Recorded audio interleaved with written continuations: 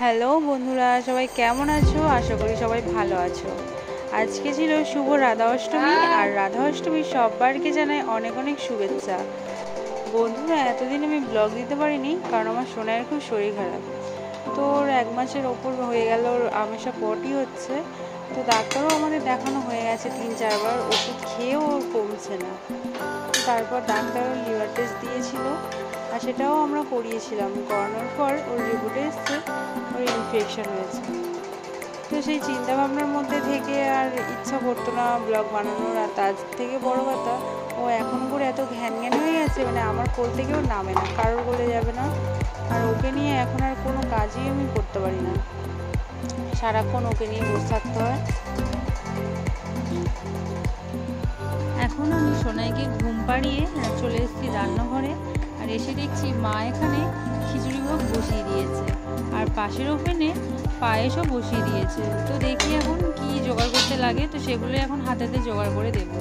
আর এদিকে দেখো মা সব নিজের হাতেই জোগাড় করে নিয়েছিল। দেখো এখানে 5 রকম ভাজা করার জন্য সবজি কেটে নিয়েছিল, আলু, কুমড়ো, পটল, আর নিয়েছিল এটা কি কাঁকরোল আর বটবটি কড়াই।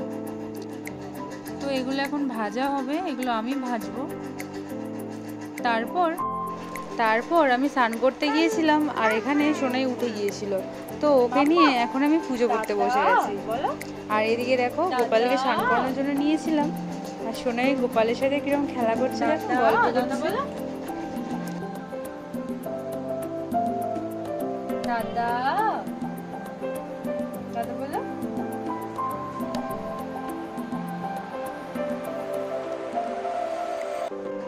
আর এখানে গোপালের স্নান করা হয়ে গেছে, আর দেখো কত সুন্দর করে আমি সাজিয়ে দিয়েছি গোপালকে।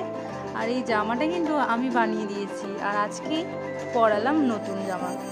তো দেখো কীরকম লাগছে গোপালের সাজ আর গোপালের জামাটা, কমেন্ট করো কিন্তু। ওদিকে মার ভোগ রান্না করা হয়ে গেছে, আর এখন আমি সুন্দর করে ভোগটা বেড়ে নিয়ে আসবো। আর এদিকে আমি ভোগ দুটো বেড়ে নিয়েছি, দুটো থালাতে। তো একটা রাধা রানীর জন্য, আর একটা গোপাল, আর এদিকে জগন্নাথ ঠাকুর ছিল। তো সেই ঠাকুর মানে এটা সবার জন্যই বেরিয়েছিলাম। আর এখন আমার পুজো দেওয়া হয়ে গেছে, আর এই যে এটা পুরো আমাদের ঠাকুর ঘরটা তোমাদের সাথে শেয়ার করলাম। দেখো আমাদের কি কি ঠাকুর আছে।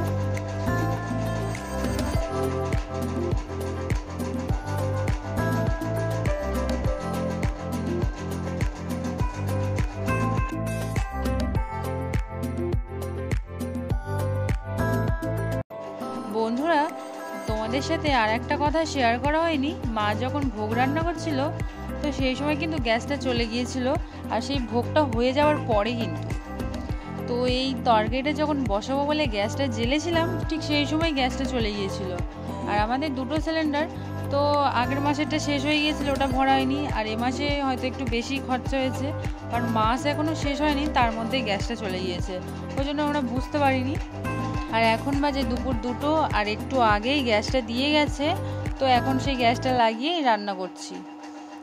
তো দেখো এখানে সব রকম সবজি দেওয়া আছে, আর নারকেল দিয়ে নিরামিষ তরকারি করব। এটা দেওয়ার ইচ্ছে ছিল ঠাকুরকে, কিন্তু আর দেওয়া হলো না। তো আর কি করা যাবে, সবার যখন প্রসাদ দিতে যাবে, ওই প্রসাদের মধ্যে একটু করে দিয়ে দেওয়া হবে নিরামিষ তরকারিটা। আর এদিকে দেখো বাসন জমেছে, এই বাসনগুলো আমি মেজে নেব তরকারিটা কষতে কষতে। তো ওইদিকে তরকারিটা হচ্ছে, আর আমার এখন খুব জোর খিদে পেয়েছে। আর মা এখানে খিচুড়ি ভোগ দিয়েছে পটল ভাজা শাক ভাজা দিয়ে। তো এটা আগে খেয়ে নিই খিদেটা মেটানোর জন্য, আর পরে আবার খাবো। ওদিকে খেতে খেতে এখানে আমার নিরামিষ তরকারিটাও হয়ে গিয়েছিল, আর সেটা নামিয়ে এখন আমি সোনাইয়ের জন্য খাবার বসিয়েছি। আর আজকে খাবারে ছিল পেঁপে আলু কলা দিয়ে মাছের ঝোল। তো বন্ধুরা, আমরা সবাই নিরামিষ খাচ্ছি, আর সোনাইকে কেন জানো আমি মাছের ঝোল ভাত দিলাম, কারণ ওর তো শরীর খারাপ, ও একদম কিচ্ছু খেতে চাইছে না। আর মাছের ঝোলটা সেই জন্যই করা যাতে ও 2-1 গাল ভাত খায়, কারণ সেটাও খাচ্ছে না। তো এখানে আমি প্রেশার কুকারে বসিয়েছি যাতে তাড়াতাড়ি হয়। 2টো বেজে গেছে, বুঝতেই পারছো কতটা দেরি হয়ে গেছে ওর খাওয়ানোটা। তো এখানে হয়ে গেছে, এখন আমি ঝপঝপ করে ওকে খাইয়ে দেব, আর তারপর নিজেরা খাবো। তো সোনাইয়ের খাওয়া হয়ে যাওয়ার পর আমরাও খেয়ে নিয়েছিলাম। আর তারপর বিকালবেলা আমার বাবা এসেছিলো, এসে দেখো এই শশাগুলো দিয়ে গেছে। এগুলো কিন্তু সব আমাদের গাছের শশা। মা গাছ লাগিয়েছে আর দেখো কত শশা হয়েছে। আর নিয়ে এসেছিল পেয়ারা। তো আমি পেয়ারা খেতে ভালোবাসি, ওই জন্য করে আমার বাবা যখনই আসে আমার জন্য পেয়ারা নিয়ে আসে। দেখো কত পেয়ারা নিয়ে এসছে। আমি ও বাড়িতে গেলেও আমার জন্য পেয়ারা কিনে নিয়ে আসে। বাবাকে কত করে বললাম থাকার জন্য, বাবা থাকলো না, চলে গিয়েছে প্রসাদ খেয়ে। আর মার জন্য একটু পাঠিয়ে দিয়েছিলাম। আর এখানে দেখো সোনাই খেলা করছে, দেখো কিরম দুষ্টু করছে। ওর হাতে যে প্যাম্পাসটা, ও কিন্তু সেই প্যাম্পাসটা প্যাকেট থেকে বের করে সবগুলো ছড়াচ্ছিল। আর আমি বকছি, আমার কোনো কথাই শুনছিল না। আবার হাত দেয়। কি হলো? রেখে দাও প্যাকেটটা, যেখানে ছিল সেখানে রেখে দাও। এই তাকাও।